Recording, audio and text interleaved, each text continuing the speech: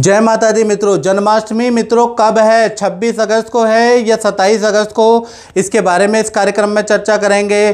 क्या पूजा का शुभ मुहूर्त है? कृष्ण जी की पूजा हमें कब करनी चाहिए? कितने मिनट का समय है? इसके बारे में चर्चा करेंगे। किस पूजा विधि से, किस मंत्र से हमें जाप करना चाहिए उसके बारे में चर्चा करेंगे, मंत्र भी देंगे।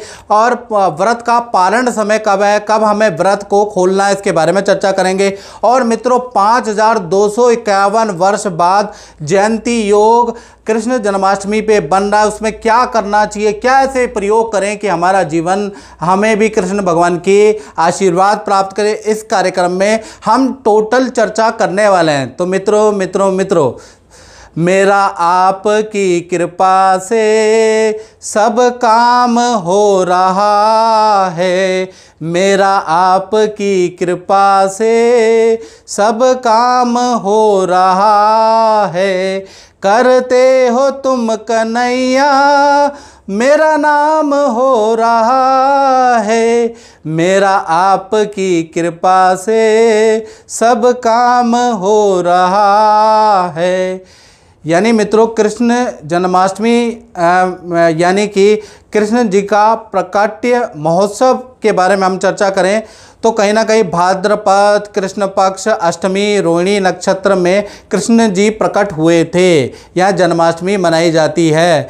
और इस बार 5251 वर्ष के बाद वही तिथि, वही नक्षत्र, वही योग का संयोग मिल रहा है। यानी ज्योतिष के अनुसार उस दिन सूर्य सिंह राशि में रहेंगे तो यश योग बनाएंगे, मालव्य योग बनेगा, सस योग बनेगा और गज केसरी योग भी बन रहा है। यानी 4 बड़े योग उस दिन एक्टिव है, 4 बड़े योग बन रहे हैं।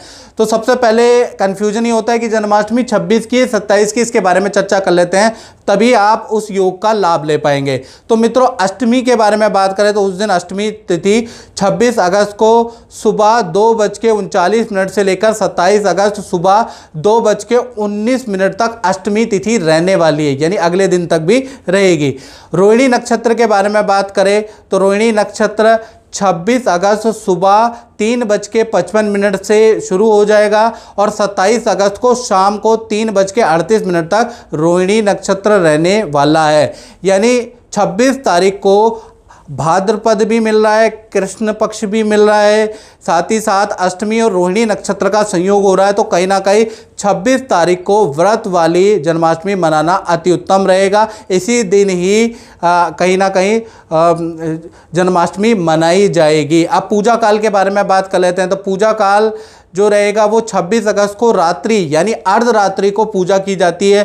45 मिनट का समय रहेगा, यानी रात्रि को 11 बजे से लेकर और 12:15 तक आपको इस बीच में कहीं ना कहीं पूजा करनी है, याद रखिएगा इस समय पे। साथ ही साथ पूजा काल तो हमने चर्चा कर ली। अब हम व्रत का पारण समय, व्रत हमें तोड़ना कब है, जो 26 अगस्त को हम रखेंगे। तो 27 अगस्त सुबह 5:56 के बाद ही आपको व्रत का पारण करना है। यानी 27 अगस्त को 6 बजे के बाद आप व्रत तोड़ सकते हैं। और दही हांडी के बारे में बात करें तो दही हांडी मनाई जाएगी कंप्लीटली 27 अगस्त को दही हांडी मनाई जाएगी। पतवार के बिना ही मेरी नाव चल रही है, हैरान है जमाना मंजिल भी मिल रही है। करता नहीं हूँ कुछ भी सब काम हो रहा है। मेरा आपकी कृपा से सब काम हो रहा है। करते हो तुम कन्हैया मेरा नाम हो रहा है। तो मित्रों अब हम चर्चा कर लेते हैं कि कैसे करें पूजा पाठ, यानी कि जन्माष्टमी में किस प्रकार से पूजा पाठ करनी है। तो पूजा पाठ आपको करनी है वो 26 अगस्त को करनी है। तो 26 अगस्त को प्रातः स्नान आदि के कार्यों से पहले निवृत्त हो जाए। सुबह सुबह 3-4 बजे उठ के स्नान आदि कर लें। उसके बाद नए वस्त्र या साफ सुथरे वस्त्र धारण करने के बाद सबसे पहला काम आपको मंदिर की सफाई करनी है। मंदिर में शिव जी की भी मूर्ति, पार्वती की भी मूर्ति, कृष्ण भगवान की मूर्ति, जो भी आपकी मूर्तियां हैं उनको भली प्रकार से आप मंदिर को स्वच्छ कर ले, साफ कर ले। ये सबसे पहला काम आपका रहने वाला है। साथ ही साथ इसके बाद आपको करना है, जब आपने मंदिर को भली प्रकार से स्वच्छ कर लिया है, साफ कर लिया है, पोछा लगा दिया है और पोछे में नमक डाल के और तब आप पोछा लगाएंगे तो नेगेटिविटी भी शांत हो जाएगी। साथ ही साथ उसके बाद आपको क्या करना है, लकड़ी की चौकी लेनी है। लकड़ी की चौकी पे पीला वस्त्र बिछा के उस पे आपको लड्डू गोपाल कान्हा जी को आपको स्थापित करना है। यानी लकड़ी की चौकी के अंदर आपको कान्हा जी को पीले वस्त्र बिछा के स्थापित जरूर कीजिएगा, याद रखिएगा। फिर उसके बाद ओम श्री गणेशाय नमः ये मंत्र बोलकर आपको धूप बत्ती मंदिर में जलानी है, दीपक आपको जलाना है।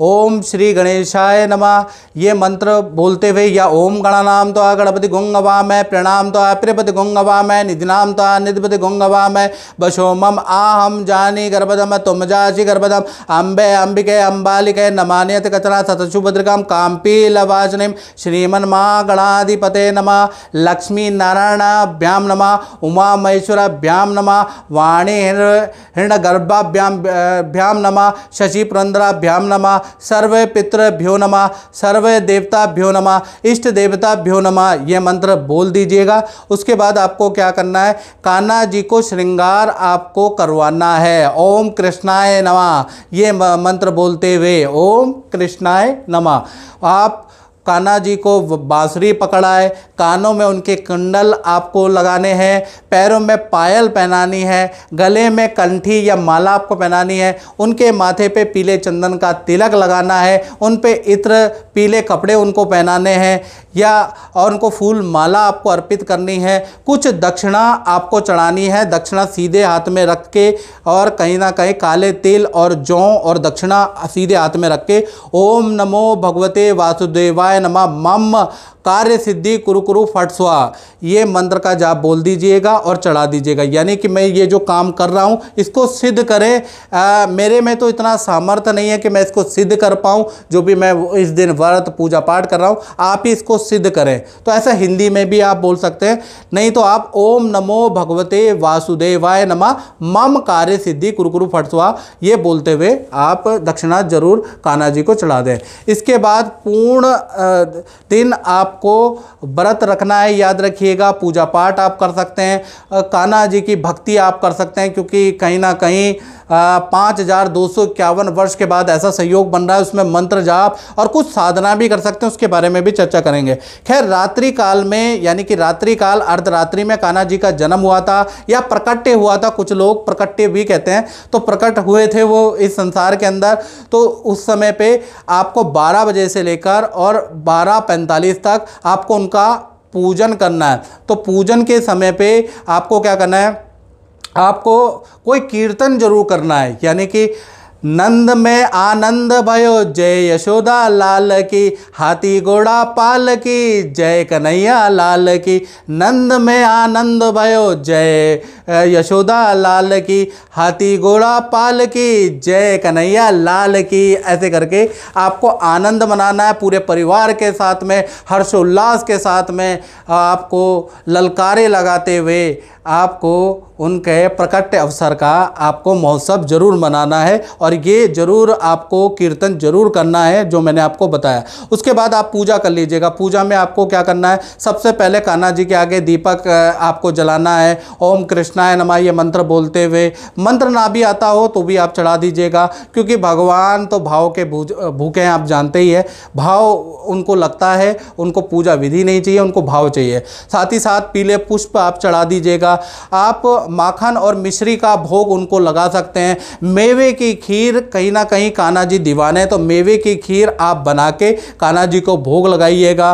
और घर के अंदर जो भी पकवान आपने बनाया है, मटर पनीर चावल पूड़ी हलवा जो भी आपने बनाया वो भी आप भोग जरूर लगा दीजिएगा। उसके बाद आप पूजा आपने भोग लगा दिया है, पूजा कर दी है, आपने उनका प्रकट्य महोत्सव मना लिया है, उसके बाद आपको क्या करना है कि सुबह यानी कि 6 बजे के बाद अपना व्रत तोड़ना है, याद रखिएगा। तब तक आप जो आपने उनको भोग लगाया है वो चीज़ें अपने घर के प्रसाद में मिलाने के बाद, फलाहार का जो भोग लगाया वो मिलाने के बाद आप संपूर्ण जगह पे वितरण भी कर सकते हैं, याद रखिएगा। और जो रोगी हैं, जो शुगर के रोगी हैं, जिनका कहीं ना कहीं दवाइयाँ चल रही है, वो ये भोग लगाने के बाद अपना भोजन ग्रहण कर सकते हैं। खासकर वो जो रोगी हैं, जो गर्भवती महिलाएं हैं और वो व्रत रख रही हैं, तो 12 बजे के बाद अब संपूर्ण तरह से आपने पूजा पाठ कर ली, उसके बाद आप खा सकती हैं। हाँ, आपके अंदर सामर्थ्य है तो सुबह 6 बजे तक यानी 27 की सुबह 6 बजे तक आपको व्रत का पारण करना है। लेकिन वो जिनकी हेल्थ ठीक है उन्हीं के लिए बात कर रहे हैं। विद्यार्थी बालक है तो रात को खा ले, जो रोगी है, वृद्ध महिलाएं हैं, गर्भवती महिलाएं हैं, उनको 12 बजे के बाद ये भोग लगाने के बाद भोजन प्रसाद ग्रहण कर देना चाहिए। चलिए अब बात कर लेते हैं कि उस दिन कहीं ना कहीं 5251 वर्ष बाद ऐसा योग बन रहा है जिसके अंदर ज्योतिष के अनुसार 4 बड़े योग, यश योग, मालव्य योग कहीं ना कहीं बन रहा है, शश योग बन रहा है और गज केसरी योग बन रहा है। तो उसमें आपको क्या मंत्र साधना करनी चाहिए उस दिन पूरे दिन कि आपके कामों में भगवान कृष्ण की कृपा हो जाए?